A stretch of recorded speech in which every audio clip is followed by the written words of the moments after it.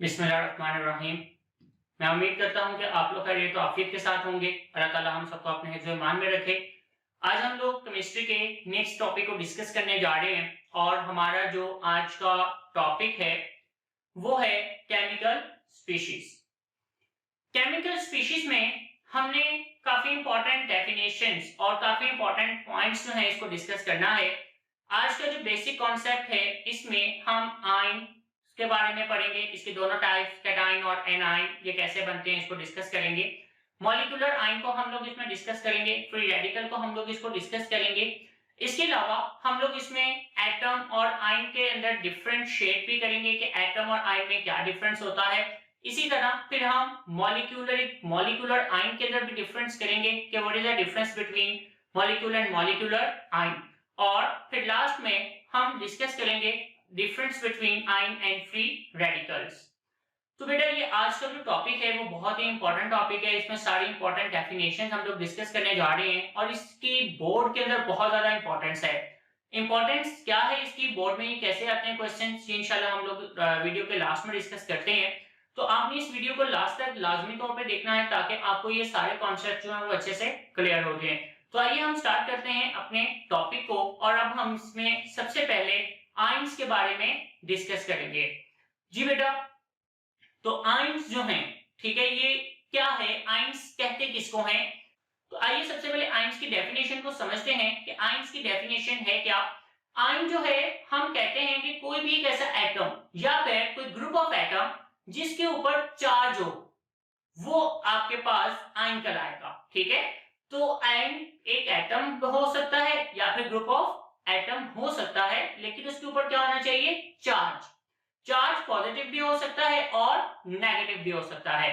अब आपकी बुक की वर्डिंग इसको इस तरह से डिफाइन करती है कि आयन इज एन एटम और group of atoms having a charge on it.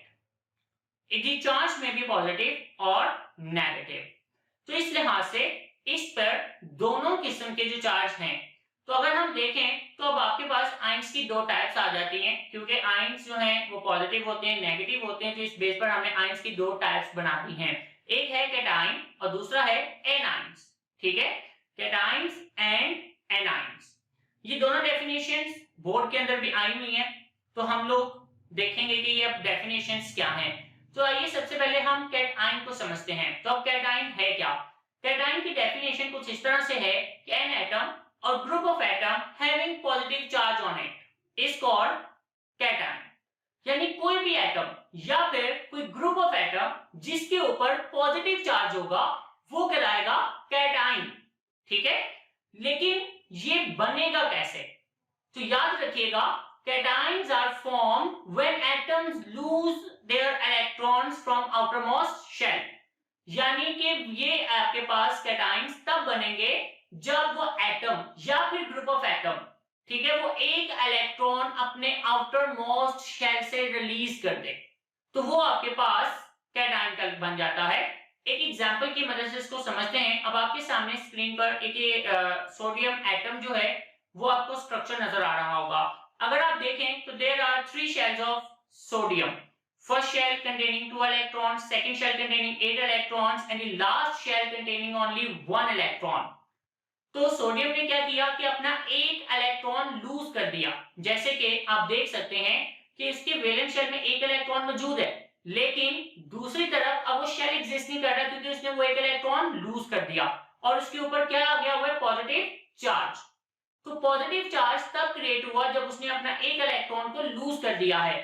तो इस तरह से जो सोडियम है वो अब क्या बन चुका है, कैटाइन। ठीक है, क्योंकि उसके ऊपर पॉजिटिव चार्ज आ गया by losing only 1 electron from its outermost shell, क्योंकि जो थर्ड शेल था वो उसका आउटरमोस्ट शेल था।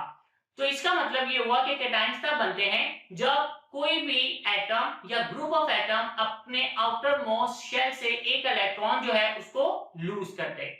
तो बेटा ये हमारे पास कैटाइन्स था और उसकी फॉर्मेशन। अब हम समझते हैं एनाइन को कि एनाइन क्या चीज है। एनाइन जो है actually it is a group of atom और एटम, ये कोई भी एक एटम हो सकता है या ग्रुप ऑफ एटम हो सकता है, हैविंग अ नेगेटिव चार्ज, जिसके ऊपर क्या होना चाहिए, नेगेटिव चार्ज होना चाहिए। तो हम इस चीज को एनाइन बोल देंगे। ठीक है, यानी वो एटम या ग्रुप ऑफ एटम जिसके ऊपर नेगेटिव चार्ज आ जाएगा, हम उसे एनाइन का नाम देंगे। इसे एनाइन भी क्यों कहा गया है और पॉजिटिव जो आयन था उसको कैटायन क्यों कहा गया है, ये भी मैं अभी आपको बता देता हूं। तो पहले हम जरा इसको समझ लेते हैं, इसके बाद फिर मैं आपको बताता हूं इसको एनाइन और कैटायन क्यों कहा गया है। तो बात करते हैं कि एनाइन जो है वो बनता कैसे है। तो याद रखिएगा कि एनाइन तब बनेगा जब कोई भी एटम या ग्रुप ऑफ एटम अपने आउटर मोस्ट शेल को कंप्लीट करने के लिए इलेक्ट्रॉन गेन कर ले और उन्हें अपने आउटर मोस्ट शेल में ले जाए। इस तरह के ऊपर नेगेटिव चार्ज जो है वो प्रोड्यूस होता है। आइए इसको एग्जांपल की मदद से समझते हैं। एग्जांपल हम ले रहे हैं यहाँ पर फ्लोरीन की।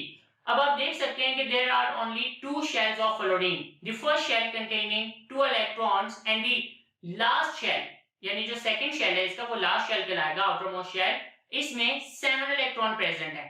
ठीक है, अब इसको एक इलेक्ट्रॉन रिक्वायर्ड है कि अपना आउटर मोस्ट शेल में 8 इलेक्ट्रॉन पूरे कर ले और ये स्टेबल हो जाए। तो इसने क्या किया कि अपना एक इलेक्ट्रॉन हासिल कर लिया। जैसे आप देखते हैं कि सर्कल में कि एक इलेक्ट्रॉन एक तरफ है और दूसरी तरफ कितने हो चुके हैं, 2 इलेक्ट्रॉन हो चुके हुए हैं। तो इस लिहाज से अगर हम देखें तो आपके पास 2 इलेक्ट्रॉन इसमें आ गए, यानी एक इलेक्ट्रॉन इसने गेन कर लिया किसी भी दूसरे एटम से। ओके, तो गेन करने पर इसके ऊपर जो चार्ज है वो कौन सा आ गया, नेगेटिव।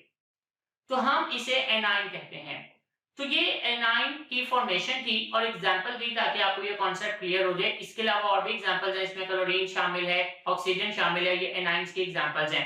इसी तरह कैटाइंस जो हैं इसके भी फर्दर एग्जांपल्स हैं हमारे पास, जैसे कि आप सोडियम एग्जांपल जो हमने डिस्कस कर ली है। इसके अलावा इसमें आप लिथियम देख सकते हैं, मैग्नीशियम, कैल्शियम, ये सारे जो हैं वो आपके पास कैटाइन है। अच्छा, तो अब इसको कैटाइन कहते क्यों है, मैं ये भी बता दूं। जो कैटाइन होते हैं ना, इसलिए इसको कहा जाता है क्योंकि ये जब करंट इनको मिलता है ना तो ये बैटरी या उस सोर्स के नेगेटिव टर्मिनल की तरफ जाते हैं जिसे हम कैथोड कहते हैं। Cathode is the negative terminal of the battery और सोर्स। तो ये आयंस चूंकि नेगेटिव टर्मिनल की तरफ जा रहे हैं, कैथोड की तरफ जा रहे हैं, इसलिए हम इसे कैटाइन कहेंगे।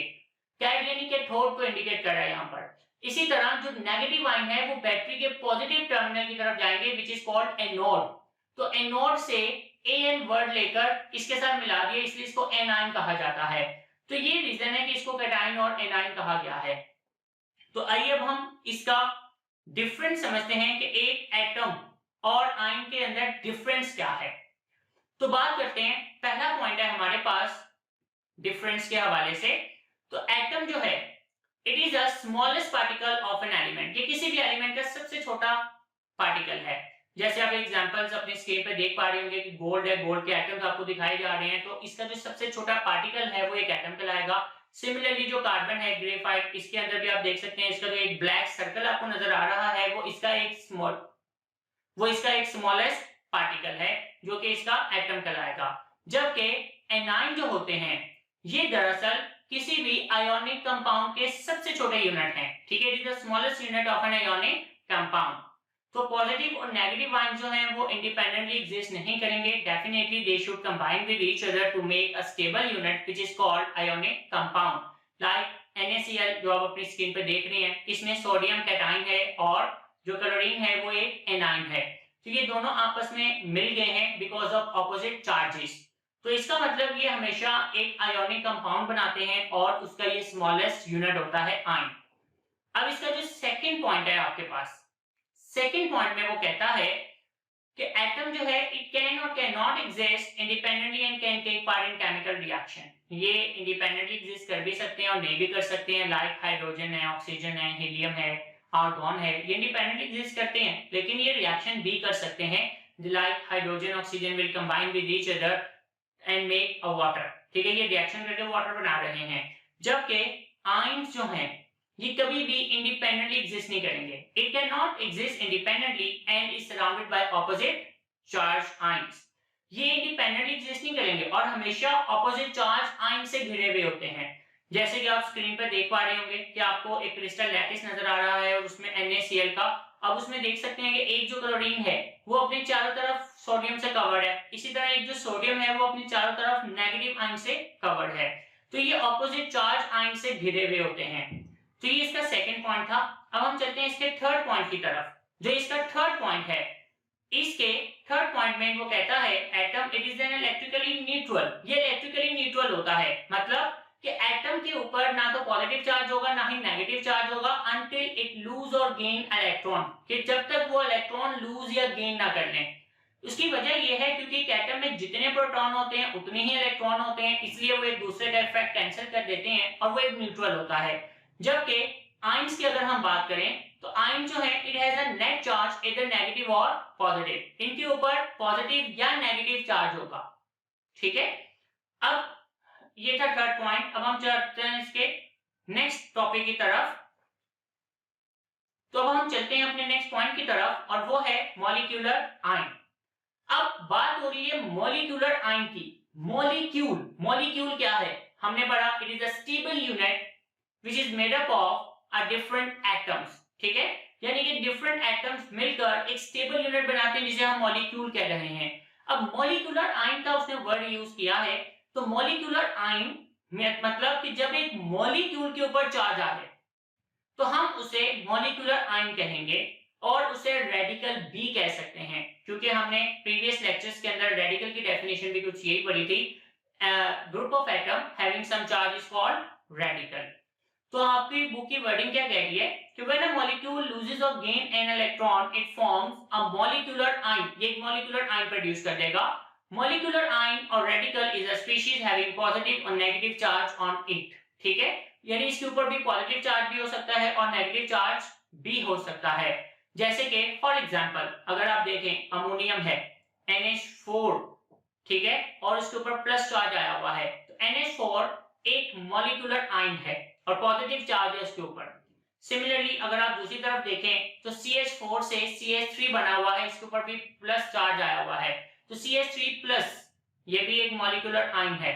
जबकि इसके बाद अगर आप देखें तो आपके पास एक मॉलिक्यूलर एनाइन शो हुआ है जिसका फॉर्मूला CH3O लिखा हुआ है। एक्चुअली अल्कोहल से जनरेट हुआ है, जब अल्कोहल ने अपना एक हाइड्रोजन को रिमूव कर दिया किसी वजह से तो उसके ऊपर नेगेटिव चार्ज अपीयर हो चुका है, तो ये एक मॉलिक्यूलर एनाइन है।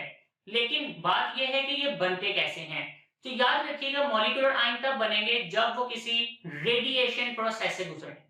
ठीक है, मतलब कि जब किसी भी गैस को, अमोनिया एक गैस है, सिमिलरली मीथेन एक गैस है, जब आप इसको किसी ऐसे मीडियम से गुजारें जहां से कोई रेडिएशंस गुजर रही होती हैं तो वो एक्चुअली इनके अंदर इलेक्ट्रॉन ऐड कर देती हैं या इनके अंदर से इलेक्ट्रॉन रिमूव कर देती हैं, जिसकी वजह से इनके ऊपर नेगेटिव या पॉजिटिव चार्जेस अपीयर हो जाते हैं।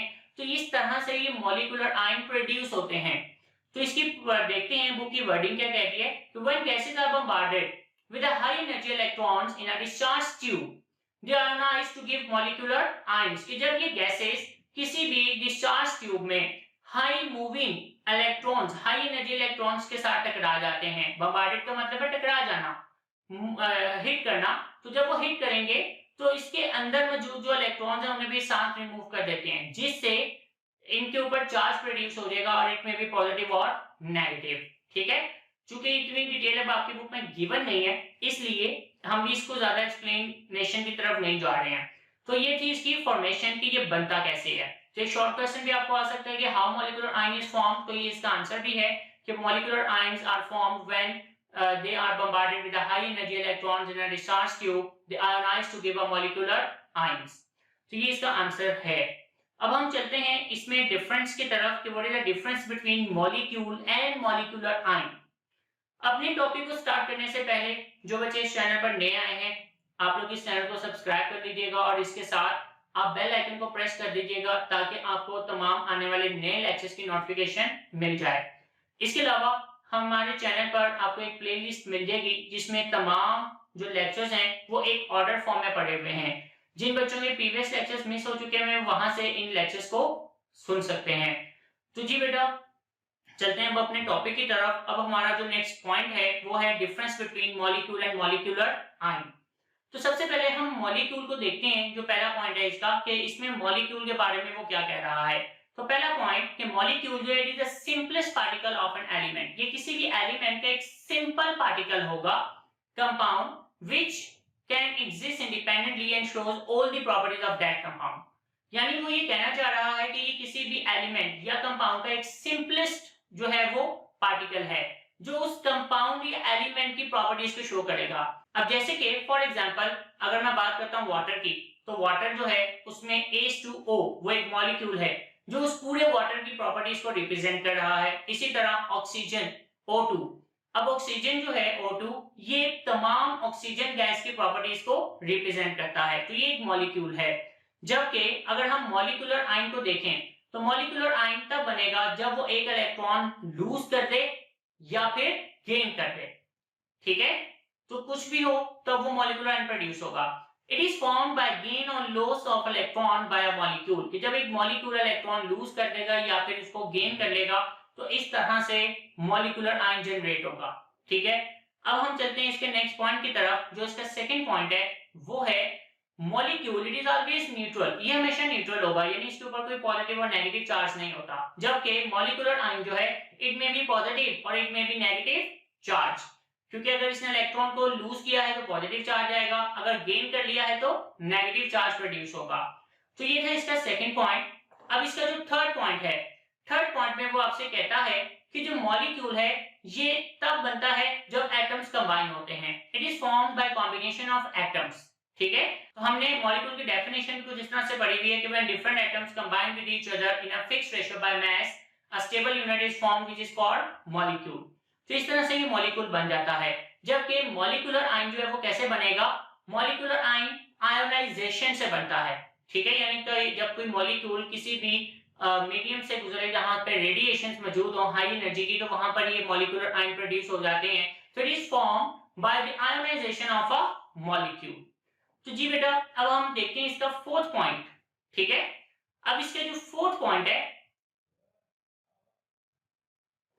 जी बेटा इसका जो फोर्थ पॉइंट है वो है कि मॉलिक्यूल जो है स्टेबल यूनिट, ये एक स्टेबल यूनिट होता है, ठीक है। यानी ये इंडिपेंडेंटली एग्जिस्ट कर सकता है। जबकि मॉलिक्यूलर जो आयन है ये बहुत ही ज्यादा रिएक्टिव होता है, ये फौरी अपने आप को स्टेबल करने के लिए रिएक्ट करेगा, यानी कि ये स्टेबल नहीं है।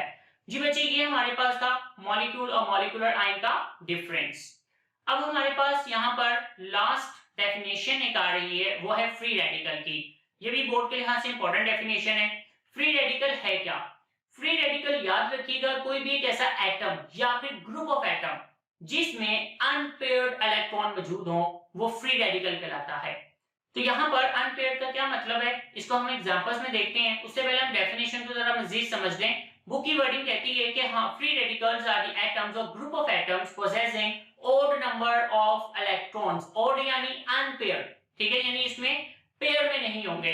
जैसे आप देख सकते हैं कि आपके पास जो फ्लोरीन है, अब जो फ्लोरीन का एटम है इसमें पहले शेल में आपको 2 इलेक्ट्रॉन नजर आ रहे हैं, जबकि सेकंड शेल में अगर आप देखें तो सेकंड शेल के अंदर आपके पास एक पेयर आपको नजर आ रहा है, फिर सेकंड और फिर थर्ड। जबकि एक आपके पास इलेक्ट्रॉन है जो सिंपल एक ही मौजूद है, यानी कि वो आपके पास पेयर में नहीं है, तो इसलिए हम इसे अनपेयर्ड इलेक्ट्रॉन कंसीडर करेंगे। इसी तरह अगर आप हाइड्रोजन की बात कर लें तो हाइड्रोजन जो है उसके भी एटम के अंदर सिर्फ एक ही इलेक्ट्रॉन होता है जो अनपेयर्ड है, तो हम उसे एक जो है वो रेडिकल कंसीडर कर सकते हैं।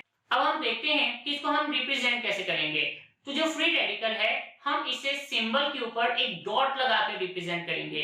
It is represented by putting a dot over the symbol of an element. Like hydrogen के ऊपर आप देख सकते हैं एक डॉट आपको नजर आ रहा होगा, क्लोरीन के ऊपर इसी तरह H3C, ठीक है।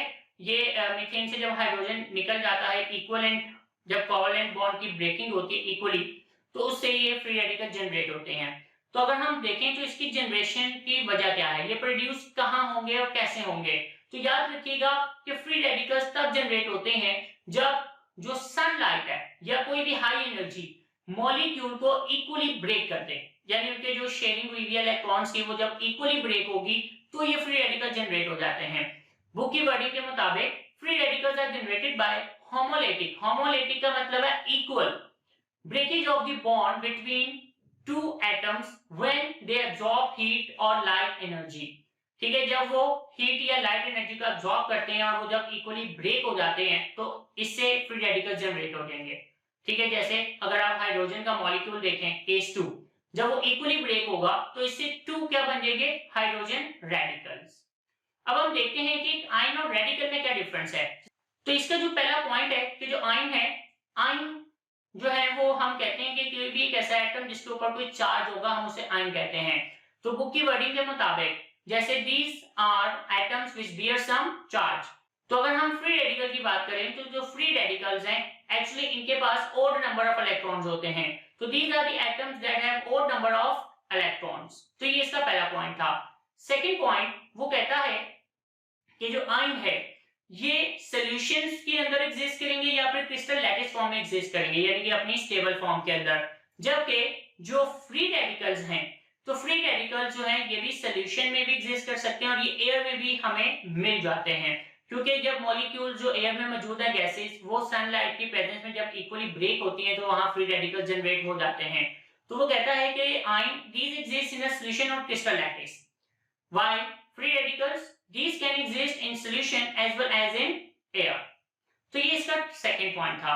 अब हम देखते हैं इसके थर्ड पॉइंट को। जो इसका थर्ड पॉइंट है वो ये कहता है कि जो आयंस हैं ये तब बनते हैं कि जो आयंस हैं ये सनलाइट की प्रेजेंस इनके ऊपर कोई इफेक्ट नहीं करती, ठीक है, यानी कि सनलाइट की वजह से इनके ऊपर कोई इफेक्ट नहीं होगा।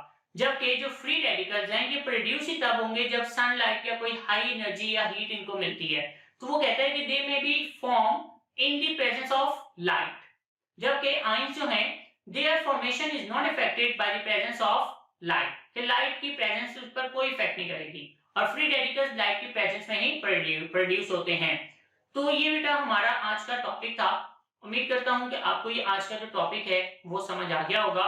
इसके अंदर ये सारी डेफिनेशन जो है वो बोर्ड में शॉर्ट के लिहाज से बड़ी अहम है। ये जो आप टेबल्स देख रहे थे डिफरेंट शेप के, ये लॉन्ग कैटेगरी के अंदर भी बोर्ड में आ चुके हुए हैं।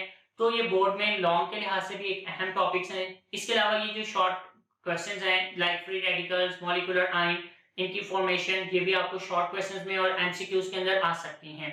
तो इस लिहाज से ये जो टॉपिक है वो बहुत ही अहम टॉपिक है। तो ये आपने अपने फ्रेंड्स के साथ ज्यादा से ज्यादा शेयर करना है। इस वीडियो को लाइक भी कीजिएगा और साथ बेल आइकन को प्रेस कर दीजिएगा ताकि आपको नए आने वाले तमाम लेक्चर्स की नोटिफिकेशन मिलती रहे। मुझे इजाजत दें, अल्लाह हाफिज।